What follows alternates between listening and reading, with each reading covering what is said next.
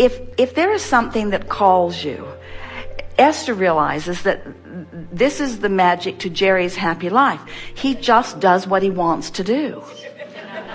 And there's enough of what he wants to do that's really meaningful to him that he just keeps himself in a really happy place. And so that's what we want for all of you. We want you to get to the place where you just do what you want to do. We want you to get to the place where, but just doing what you want to do sometimes involves making what you're doing be something that you want to do. In other words, you look at it in a way that aligns you. For example, let's say that you're washing dishes and you don't really want to be washing dishes. You'd rather be working on your blog, or you'd rather be doing something that's more inspirational. But the dishes need to be washed and you're the one that's doing them. So now you could stand there and you could feel resentment that somebody else is off doing what they want to do while you're washing dishes. Or you could feel resentment that you can't yet afford somebody to wash your dishes. Or you could feel resentment that you didn't get organized enough to have someone take care of it. Or you could feel resentment that you don't have a dishwasher that's washing your dishes. That's all out of the vortex stuff. In other words, just like with the woman who has pain in her body, who could feel hope or who could feel fear, you can be in the act of washing the dishes and you could be resentful, or you could be having fun with it. You could be resentful, or you could be making the best of it. You could be appreciating the warm water. You could be appreciating the detergent that is making your dishes shine and be germ-free. You could appreciate the lovely dishes. You could appreciate the dexterity in other words, there's always, no matter what's happening in your moment in time, there are positive aspects and negative aspects. So no matter what activity you're involved in, there are more leaning toward the vortex thoughts or more leaning away from the vortex thoughts. So as you spend enough time following your inspiration, that you are in alignment most of the time, before you know it, you're feeling good no matter what you're doing. In other words, you can be driving, as Jerry and Esther were driving across the country just now. They were on the East Coast. It is so beautiful this time of year. Everything was so green. And as we were driving across the Midwest, it was extra beautiful because of so many rains. And so there's a tendency to now want to compare. Well, I only want to drive across the most beautiful parts of the nation. Well, that's just not very logical. You're going to drive across the nation. You're going to see a lot of different things. And some of it is going to be more pleasing to the eye than others of it. Some of the freeways are a blissful experience. They're smooth, they're wide, the lanes are wide open. Some of the freeways are a bumpy, terrible mess. Some of them are under construction. Some of them, the barricades are so close that getting the monster bus down them is not really the easiest thing in the world to do. So what do? Do you let the conditions that you're living in dictate the way you feel, or do you become so flexible in your mind that you can find something to feel good about regardless of what the current reality is? And that's what we're talking about. So many people they insist that current reality keep morphing to please them, and it won't do it. That's why the older you get, the more you complain. If you are expecting the current reality to morph to please you, you have to find the decision within yourself that you are going to find pleasing thoughts. You're going to follow your bliss. You're going to look for it, and sometimes you have to look harder for it than others. Sometimes you have to be more determined to find it than others. Sometimes it's just easy. And those times that it is easy, they spoil you in the literal sense that they make you lazy about your own focus. And so it's what we're saying to everyone. If you have to have a perfectly healthy body before you feel good, you're in trouble. If you have to have every single meal you eat be perfect in every single way before you can be happy, you're not ever going to be happy. If your kids have to behave and be joyful in every moment, you're not ever going to be happy. In other words, you've got to give up the need to control the uncontrollable and discover your vibrational latitude to connect with your inner being, who is always joyful, who always loves, who always knows, who always understands your value, who always understands the value of others. You have to train yourself into that frequency. When it's easy, and if you train yourself and if you pay attention to it when it's easy and practice it when it's easy, it will never be hard for you again, you see. But you got to understand. You got to understand the laws of the universe. You got to understand vibration. You got to understand what your emotions mean, and you got to care. Most of all, you got to care how you feel. if we were standing in your physical shoes, we would make a decision. We would motivate ourselves even. We would say, I am not willing to put up with negative emotion, not for very long. I'm just not going to do it. Now, that doesn't get you anywhere, but it is a sort of decisive point. You start putting in things that feel good when you think about them. Okay. There's a distinction. There's a distinction because if you're putting in stuff that's missing, now you've messed up your creation box. Now it's needy. You see? Okay. So what you're putting in the creation box are things that feel good when you think about them. That's what you put in there. You put rainbows in there, and you put good feeling bodies in there, and you put blissful states of being in there, and you put magnificent things that make you feel good when you look at them. In other words, do you need to possess the magnificent Picasso in order to appreciate it, or can you just appreciate it? Jerry and Esther have a beautiful new house in Texas now that is ready to live in after many, many years of coming about. But they don't really ever care if they live in it because they're out here with you, and this is what's ringing their bells.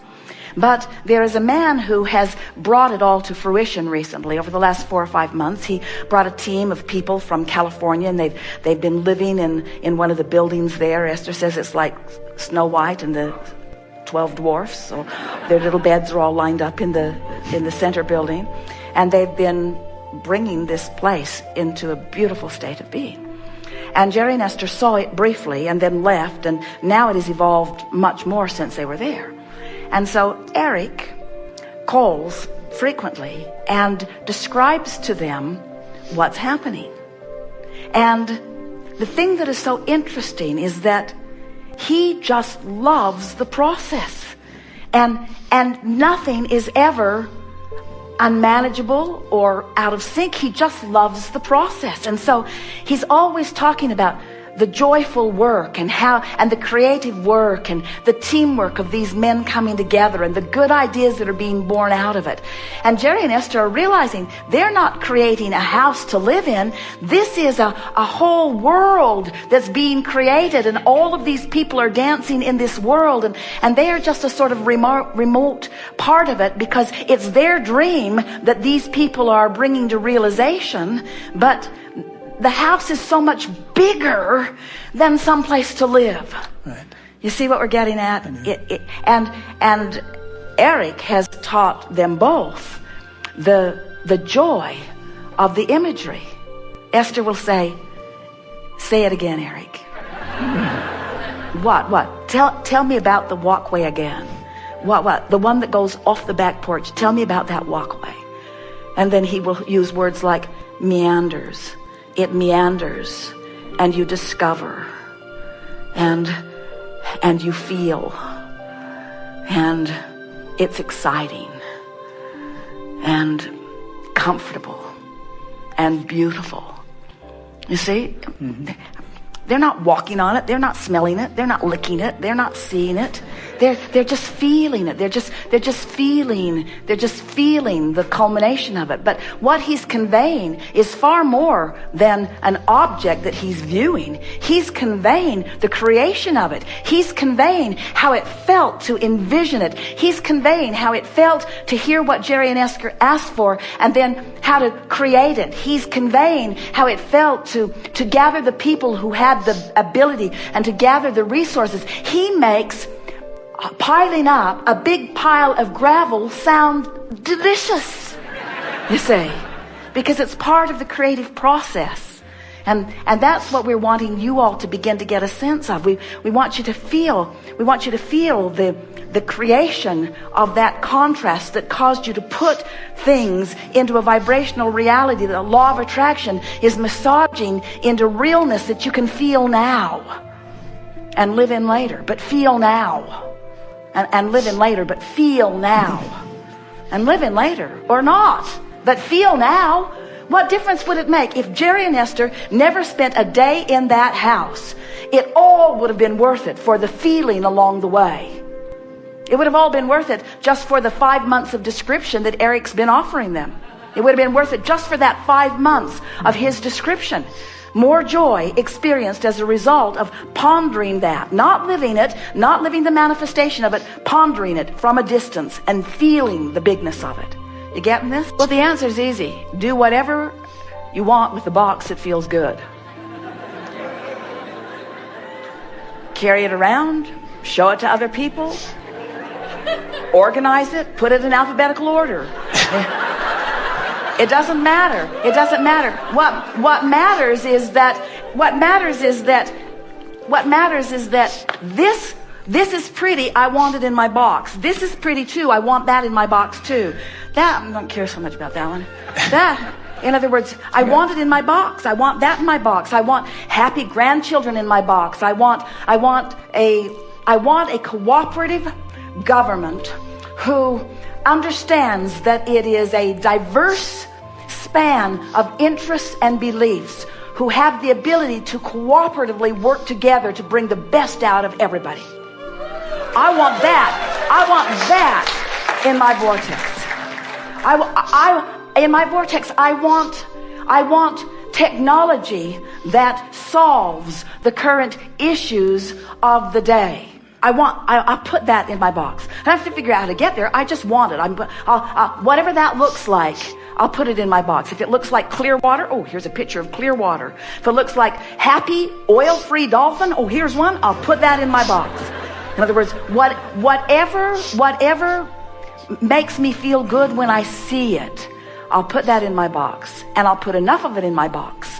I'll put such an avalanche of good feeling things in my box that I'll need a lot of boxes, and so I'll just have somebody pick them up and put them someplace else. And in other words, you'll have more boxes than you really want, and maybe you'll be able to let go of the boxes in time. We just want you to find a way of making the focusing on the good feeling things be something that you do for the joy of it, not for the benefit of it, not for the manifestational benefit of it. You're putting it in the box because it felt good to find it. It felt good to think about it. It felt good to see the color in that rug, whether I ever buy it or not. It felt good to imagine that rug on my floor, whether it ever is on my floor or not.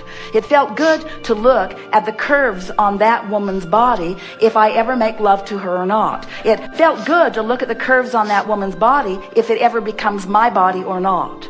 It felt good to see that blue sky if I never see a sky that blue or not. It feels good. It feels good, and that's why I do it. It feels good now. It feels good now in real time. I'm using this creation box as my excuse right now to see the world as Source sees it. Because when I use something as my excuse to see the world as Source sees it, now I'm in alignment with Source, and now every cell in my body is vibrationally being allowed the fullness of what it requests. Oh, that's another thing worth talking about. So we've been talking about this vortex all day. This vortex, this vortex, this vortex. Do you know that all of the trillions of cells of your body, each and every one of them has a vortex? And so the cell gets a little out of whack because you ingested something, or you drank something, or you bumped up against some bacteria or something. And so the cell receives it, knows what it doesn't want, knows what it does want, throws it into the vortex. Do you know that you've got trillions of cells putting things into a vortex that is creating a physical body, a cellular body that is like your physical body? And that when you are doing things like playing creation box games, or having a massage and basking in the deliciousness of it, or looking for reasons to feel good, or playing the wouldn't it be nice if game, that you are offering no resistance whatsoever, and you are allowing each and every one of those beautiful little cells to live the dream reality that they have put there. Seriously, we're not kidding you. Your cells know how to create a perfect body. But if you're ornery, you're not letting them have the body that they've put into their vortex. And then you're sick, you see. But if you could get happy for a moment, you'd stop disallowing your cells their virtual reality experience, and you would be well immediately. That's what healing is.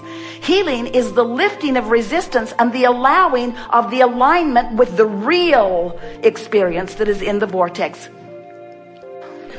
Just for the next week, do the creation box and the book of positive aspects and transform your world.